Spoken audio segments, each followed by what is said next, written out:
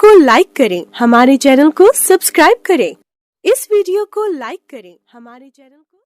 کالا جادو کے سپانچ، کہو وعدہ کرتا ہوں کیا قصہ تھا۔ میں ریس کھیلتا ہوں، جوا کھیلتا ہوں، کوئی ایسا عمل کرنا چاہتا تھا جس سے مجھے کوئی پراسرار قوت حاصل ہو جائے، یہی میرا اندازہ تھا۔ خیر آگے کہو، انہوں نے کہا اور میری زبان چل پڑی۔ میں نے انہیں سادھو کے ملنے کا واقعہ، ہڈی کا حصول، اس کے بعد اس شیطان کا حکم، پیر پاگن کے مزار کی سیڑھیاں چڑھتے وہاں سے گرنے کا واقعہ اور پھر بعد کے سارے واقعات سنا ڈالے۔ میرا دل دہشت سے کانپ رہا تھا۔ اس سے پہلے میں نے جب بھی یہ داستان دہرانے کی کوشش کی تھی، میرے اعضاء نے میرا ساتھ نہیں دیا تھا اور میری بری حالت ہو گئی تھی، لیکن اس وقت میری زبان نے میرا ساتھ دیا تھا۔ میرے اندر خوشی کی لہر بیدار ہو رہی تھی۔ اس کا حلیہ تو بتاؤ ذرا، حکیم صاحب بولے۔ قد بہت چھوٹا تھا، سر گنجا تھا، اوپری بدن ننگا اور گلے میں دفعتاً میری زبان رک گئی۔ کمرے کا منظر بے حد پراسرار تھا۔ سامنے کی دیوار پر میرا اور حکیم صاحب کا سایہ پڑ رہا تھا اور میری نگاہ کئی بار ان دونوں سایوں پر پڑ چکی تھی، لیکن اچانک ہی مجھے ایک تیسرا سایہ متحرک نظر آیا۔ یہ ایک پتلی سی رسی کا سایہ تھا جو ہل رہی تھی اور اس کے سرے سے کوئی پیلی پیلی چیز بندھی ہوئی تھی۔ رسی تیزی سے لمبی ہوتی جا رہی تھی۔ لٹکتی ہوئی شے میرے چہرے کے عین سامنے پہنچ گئی۔ وہ ایک بہت بڑی مکڑی تھی۔ اس کی آنکھیں مٹر کے دانوں کے برابر اور گہری سرخ تھی اور وہ میرے چہرے کے عین سامنے جھول رہی تھی۔ دہشت سے میرا لہو میری رگوں میں منجمد ہو گیا۔ میں نے چیخنے کی کوشش کی تو میرا گلا بینچ گیا۔ زبان اس طرح اکڑ گئی کہ میں اسے جنبش نہ دے پایا۔ حکیم سعد اللہ میری اس کیفیت سے بے نیاز میری طرف پش کیے، شاید میرے آگے بولنے کا انتظار کر رہے تھے۔ اپنے بدن کے لیسدار مادے سے بنے ہوئے تار میں جھولتی مکڑی میرے چہرے کے سامنے آ کر رک گئی اور میں اس کا ننھا سا چہرہ دیکھ رہا تھا۔ وہی منحوس سادھو تھا۔ کوئی اور اسے دور سے دیکھتا تو وہ مکڑی کے سوا کچھ نظر نہ آتا، لیکن میں اس چہرے کو پہچانتا تھا۔ وہ شیطانی انداز میں مسکرا رہا تھا۔ میرے کانوں میں حکیم سعد اللہ کی آواز ابھری، بولتے رہو میاں، ڈرنے کی ضرورت نہیں۔ میں نے ایک بار پھر پوری قوت صرف کر کے بولنا چاہا، لیکن آواز نے ساتھ نہیں دیا۔ البتہ مکڑی نے اپنی آنکھوں سے مجھے اشارہ کیا تھا۔ پہلے تو میں کچھ نہیں سمجھ پایا، مگر دوسری بار مکڑی نے اپنی منحوس آنکھوں سے مجھے اشارہ کیا، تب میری نگاہ پیتل کے اس 2.5 فٹ لمبے گلدان پر پڑی جو مجھ سے 2 گز کے فاصلے پر رکھا ہوا تھا۔ اس میں صبح کے باسی پھول سجے ہوئے تھے۔ سعد اللہ صاحب نے پھر کہا، سعود میاں، مجھے اس کا پورا حلیہ بتاؤ۔ میں اس کا نقشہ بنا رہا ہوں، تمہاری طرف رخ نہیں کر سکتا۔ سادھو نے مجھے کڑی نظروں سے دیکھا۔ اس کی سرخ آنکھوں میں چمک بے پناہ ہو گئی تھی اور 2 سرخ لکیریں میری پیشانی کی ہڈی میں جیسے سوراخ کرنے لگی تھی۔ میں درد و کرب سے بے چین ہو گیا۔ اس وقت پیتل کا گلدان اپنی جگہ سے فضا میں بلند ہوا اور خود بخود مجھ تک آ گیا۔ میرے دونوں ہاتھوں نے اسے اپنی گرفت میں لیا اور جیسے کسی نے مجھے اٹھا کر کھڑا کر دیا۔ میرا دل چاہ رہا تھا کہ چیخ کر سعد اللہ صاحب کو اس خطرے سے آگاہ کر دوں جو انہیں پیش آنے والا تھا، مگر یہ کیا کرنا، میرے بس میں نہیں تھا۔ میرے اعضاء اب میرے قبضے میں نہیں تھے۔ میرا ذہن ان طلسمی روشنیوں میں جکڑتا جا رہا تھا جو میرے دماغ میں داخل ہو چکی تھی۔ میرے قدم میرے نہ چاہنے کے باوجود سعد اللہ صاحب کی طرف بڑھ رہے تھے۔ میرا رواں رواں فریاد کر رہا تھا، مگر میں بے بس تھا۔ میرے ہاتھ سر سے بلند ہو چکے تھے۔ سعد اللہ صاحب میری مسلسل خاموشی سے پریشان ہو گئے تھے۔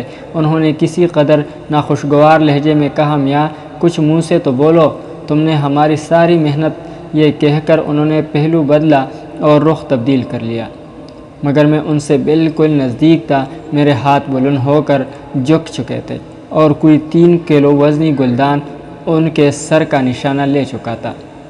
البتہ رخ اچانک تبدیل ہونے سے ان کا سر پہلی ضرب سے بچ گیا اور گلدان ان کے شانے پر پڑا۔ حکیم صاحب کے منہ سے ایک دلخراش چیخ نکلی۔ میرا ہاتھ دوبارہ بلند ہو گیا تھا۔ حکیم صاحب نے بے اختیار سر کا دفاع کرتے ہوئے کلائی سامنے کر دی اور گلدان کی ضرب سے ان کی کلائی چکناچور ہو گئی۔ اس بار وہ پہلے سے بھی زیادہ زور سے چیخے تھے اور اس کے ساتھ ہی انہوں نے دروازے کی طرف دوڑ لگائی تھی، مگر میرے قدموں نے ایک لمبی زقن بری اور میں دوبارہ ان کے قریب پہنچ گیا۔ حکیم صاحب کافی زور سے دروازے سے ٹکرائے تھے اور ایک زوردار دھماکہ ہوا ہوگا، مگر میں ہر احساس سے بے نیاز انہیں ہلاک کرنے کے در پہ تھا۔ حکیم صاحب نے دروازے کا سہارا لے کر اٹھنا چاہا، مگر اس بار گلدان ان کے سر پر پڑا تھا۔ ضعیف اور کمزور آدمی تھے۔ ہائے کی ایک مدھم سی آواز ان کے ہونٹوں سے خارج ہوئی اور اس کے بعد وہ بے سدھ ہو گئے، لیکن میرے ہاتھ نہیں روکے۔ گلدان کی مسلسل ضربیں میں ان کے جسم کے مختلف حصوں پر لگا رہا تھا۔ ان کے اہل خاندان نے ان کی چیخیں اور اندر ہونے والی دماچوکڑی سن لی تھی، چنانچہ سب دروازے پر آ گئے اور باہر سے دروازہ پیٹا جا رہا تھا۔ پھر اس پر زوردار ضربیں پڑنے لگی اور اچانک مجھے ہوش آ گیا۔ میں نے اس منحوس مکڑے کو دیکھا، مگر اب اس کا نام و نشان نہیں تھا۔ باہر سے لگنے والی ضربوں سے دروازے کی چٹخنی کے اسکرو اکھڑ گئے اور بہت سے لوگ برا مار کر اندر داخل ہو گئے۔ ان میں عورتیں، بچے اور 2 جوان آدمی بھی تھے، جو شاید حکیم صاحب کے بیٹے تھے۔ پھر سب بھیانک آوازوں میں چیخنے لگے۔ انہوں نے حکیم صاحب کا کچلا ہوا جسم دیکھ لیا تھا۔ نہ جانے کیا کیا آوازیں سنائی دے رہی تھی، کون کیا کہہ رہا تھا، میرے حواس قابو میں ہی نہ تھے۔ دماغ سائیں سائیں کر رہا تھا، شاید مجھے مارا بھی جا رہا تھا، مگر بدن کو چوٹ لگنے کا احساس بھی نہیں تھا۔ پھر میرے چاروں طرف تاریکی چھا گئی۔ ہوش آیا تو اسپتال کے بستر پر تھا۔ ایک چھوٹا سا کمرہ تھا جس کے دروازے اور کھڑکیاں بند تھے۔ دیر تک کچھ سمجھ میں نہیں آیا۔ ہوش و حواس جاگے تو جسم کے مختلف حصوں میں درد ہونے لگا۔ آہستہ آہستہ گزرا وقت یاد آیا اور ایک چیز یاد آ گئی۔ میں وحشت زدہ انداز میں اٹھ کر بیٹھ گیا تھا۔ اس منحوس غلیظ جانور نے میرے ہاتھوں حکیم سعد اللہ جیسے نیک انسان کو قتل کروا دیا تھا۔ اس کے بعد کیا ہوا تھا وہ صحیح طور پر اب بھی یاد نہیں آ رہا تھا۔ بستر پر پاؤں لٹکا کر بیٹھ گیا۔ پھر دروازہ تھوڑا سا کھلا، کسی نے جھانک کر اندر دیکھا اور فوراً ہی دروازہ بند ہو گیا، لیکن چند ہی لمحات کے بعد وہ پھر کھلا اور ایک زبردست جسامت کا مالک پولیس آفیسر کمرے میں داخل ہو گیا۔ اس کے پیچھے چند کانسٹیبل تھے اور اس کے بعد ایک ڈاکٹر ایک نرس کے ساتھ۔ پولیس آفیسر نے باروب لہجے میں کہا، دیکھیے ڈاکٹر صاحب، معائنہ کیجیے اس کا، ہم اسے لے جانا چاہتے ہیں۔ ڈاکٹر نے آگے بڑھتے ہوئے کہا، بس ہوش میں آ جانے کا انتظار تھا۔ جسم پر کوئی ایسی چوٹ نہیں ہے جس کا باقاعدہ علاج کیا جائے، پھر بھی میں دیکھ لیتا ہوں۔ اس نے آلہ لگا کر میرے دل کی دھڑکنوں کا معائنہ کیا، جسم کے مختلف حصوں کو ٹٹولا اور میرا شانہ تپتپاتے ہوئے بولا، ٹھیک ہے انچارج صاحب، بالکل ٹھیک ہے، تندرست آدمی ہے، کوئی بات نہیں، اسے آپ لے جا سکتے ہیں۔ انسپکٹر نے اپنے ساتھی کانسٹیبلوں کو اشارہ کیا اور انہوں نے میرے ہاتھوں میں ہتھکڑیاں ڈال دی۔ میں ششدر تھا، خوف سے میرا دل بند ہوا جا رہا تھا، ہونٹ خشک ہو رہے تھے۔ ہوش و حواس وقت بالکل بحال تھے، سوائے جسم کے کچھ حصوں میں درد کے اور کوئی کمی محسوس نہیں ہو رہی تھی۔ انسپکٹر نے مجھے گردن سے پکڑ کر اٹھاتے ہوئے کہا، چل اوئے آگے بڑھ۔ خاموشی کے سوا اور کوئی چارہ کار نہیں تھا، کسی سے کچھ کہنے کے لیے الفاظ بھی نہیں تھے میرے پاس۔ بے چارگی کے انداز میں کمرے کے دروازے سے باہر نکلا تو یہ دیکھ کر دل حلق میں آ گیا کہ باہر سب ہی موجود تھے۔ ماموں ریاض، والد صاحب اور والدہ، چھوٹی بہن اور بھائی، سب کے چہرے اس طرح مرجھائے ہوئے تھے جیسے ان پر خزاں آ گئی ہو۔ والدہ صاحبہ مجھے دیکھ کر پچاڑیں کھانے لگی۔ والد صاحب نے دونوں ہاتھوں سے منہ چھپا لیا۔ چھوٹی بہن دونوں ہاتھ پھیلا کر آگے بڑھی اور بولی، بھائی جان بھائی جان، لیکن انسپکٹر نے ہاتھ میں پکڑا ہوا ڈنڈا سامنے کرتے ہوئے کہا، نہیں بی بی، خود کو سنبھالے رکھو، قریب آنے کی اجازت نہیں ہے، یہ مجرم ہے، قاتل ہے، اس سے دور رہو۔ بہن نہ جانے کیا کیا کہنے لگی، میرے کان ایک بار پھر سنسنانے لگے تھے۔ ماموں ریاض نے البتہ ہمت کر کے میرے قریب پہنچتے ہوئے کہا، فکر نہ کرنا مسعود میاں، ہم تمہاری ضمانت کرانے کی بھرپور کوششیں کر رہے ہیں۔ بالکل فکر مت کرنا، ہم زندہ ہیں، جو کچھ بھی بن پڑے گا ہم سے ہم تمہارے لیے ضرور کریں گے۔ مامور ریاض کہتے رہے لیکن میں نے ان کی کسی بات کا کوئی جواب نہیں دیا۔ ماں اور بہن کی کیفیت دیکھ کر دل پھٹا جا رہا تھا، جی چاہ رہا تھا کہ دوڑ کر ماں سے لپٹ جاؤں۔ ان کی آوازیں کانوں میں گرم شیشے کی مانند اتر رہی تھی۔ چھوٹا بھائی آنکھیں پھاڑے مجھے دیکھ رہا تھا۔ ہر شخص کی ایسی کیفیت تھی کہ تصور کرتا تو سینہ پھٹ جاتا۔ پھر وہ سب پیچھے رہ گئے۔ ماں کی آوازیں اب بھی میرے کانوں میں آ رہی تھی، بچا لو میرے بچے کو، بچا لو، وہ بے قصور ہے، بے گناہ ہے۔ مجھے ایک گاڑی میں بٹھا دیا گیا اور باقی سب لوگ پیچھے رہ گئے۔ اب میں انسپکٹر کے رحم و کرم پر تھا۔ کچھ دیر کے بعد ہم تانے پہنچ گئے اور مجھے لاک اپ میں بند کر دیا گیا۔ کسی نے مجھ سے کچھ نہیں کہا تھا۔ انسپکٹر چلا گیا اور میں لاک اپ میں زمین پر بیٹھ کر دیوار سے ٹیک لگائے گزرے ہوئے واقعات پر غور کرنے لگا۔ اب اتنا بھی احمق نہیں تھا کہ اس بھیانک صورتحال کو نہیں سمجھ پاتا۔ میں نے ایک قتل کیا تھا اور بڑی وحشت اور درندگی کے عالم میں کیا تھا۔ حکیم سعد اللہ میرے ہاتھوں مارے گئے تھے۔ اگر میں کسی سے کہتا کہ انہیں قتل کرنے والا میں نہیں تھا تو لوگ ہنسنے کے علاوہ کچھ نہ کرتے۔ چنانچہ ایسی باتیں کرنا ہی حماقت تھی۔ دروازے کے سامنے موجود پہرا دینے والا سنتری مجھے عجیب سی نگاہوں سے دیکھ رہا تھا۔ میں نے گردن جھکا لی اور آنکھیں بند کر لی۔ دن گزر گیا۔ غالباً میں پچھلی ساری رات بے ہوش رہا تھا اور اس وقت دن کے تقریباً 11 ساڑھے 11 بجے تھے۔ بہرحال شام ہو گئی۔ رات کو مجھے سلاخوں کے پیچھے سے روٹی اور سالن دیا گیا اور پانی کا ایک گلاس۔ ایک کانسٹیبل نے یہ چیزیں رکھی تھی اور خاموشی سے واپس مڑ گیا تھا۔ میں دن بھر کا بھوکا پیاسا تھا لیکن ان چیزوں کی طرف رخ کرنے کو بھی جی نہیں چاہ رہا تھا۔ بس طرح طرح کے خیالات جی میں آ رہے تھے۔ اب کیا ہوگا، اب کیا ہوگا؟ خاص طور سے ماں کی حالت سے میں بہت دل گرفتہ تھا۔ میری ماں میرے غم میں مر ہی جائے گی۔ آہ، کیا یہ سب میرا ہی قصور ہے؟ کیا میں ایک ناگہانی مصیبت میں نہیں پھنس گیا ہوں؟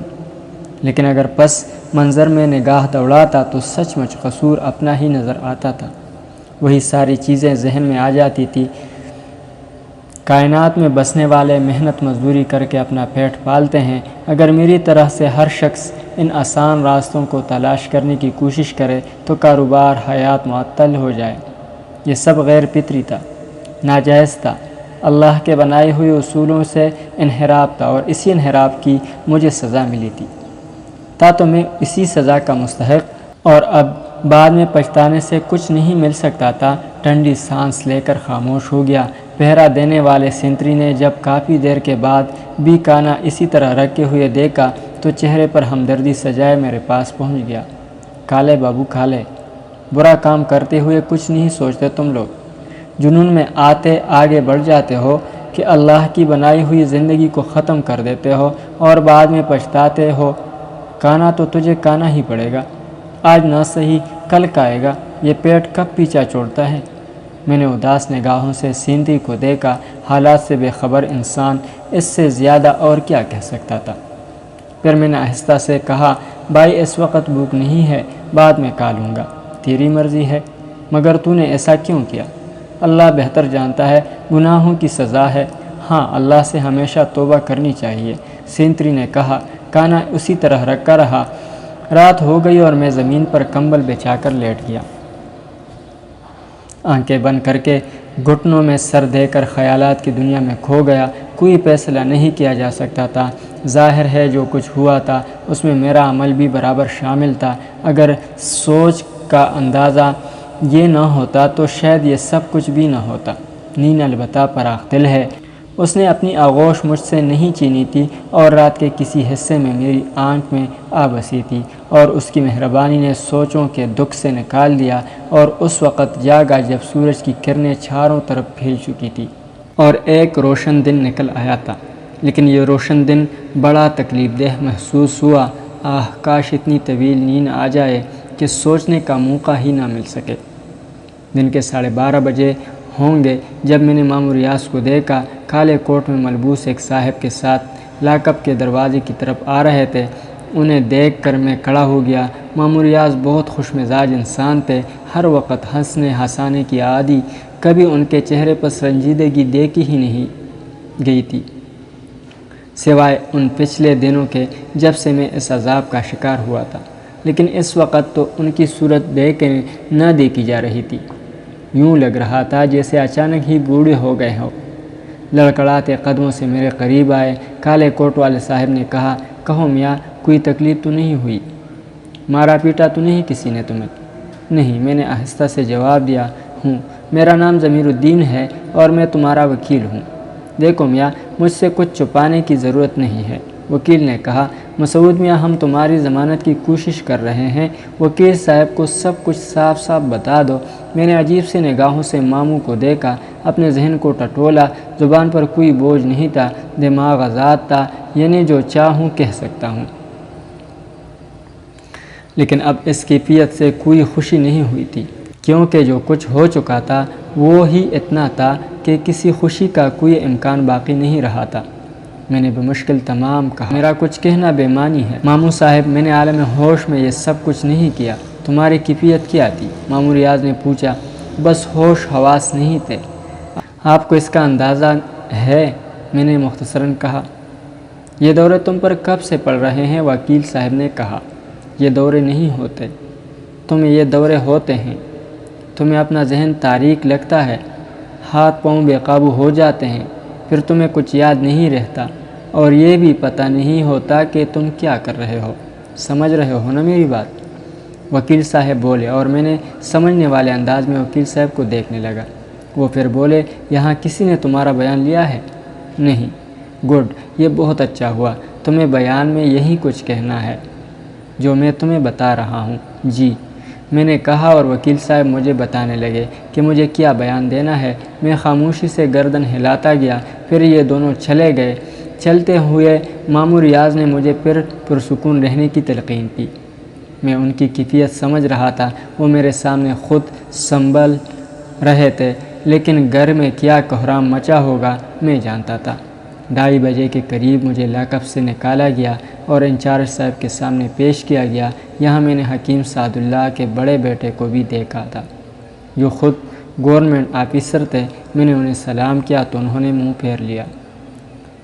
ناظرین، اگلی قسط تک اجازت چاہتے ہیں۔ اللہ حافظ۔